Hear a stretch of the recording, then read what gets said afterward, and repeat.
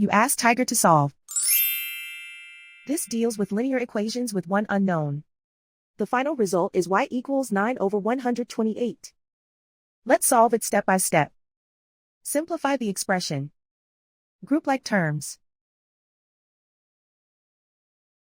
Multiply the coefficients. Simplify the arithmetic. Isolate the L. Multiply both sides by inverse fraction 3 over 16. Group like terms. Multiply the coefficients. Simplify the fraction.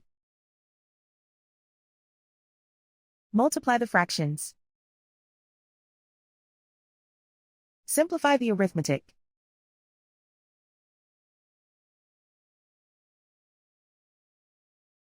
And so the final result is y equals 9 over 128.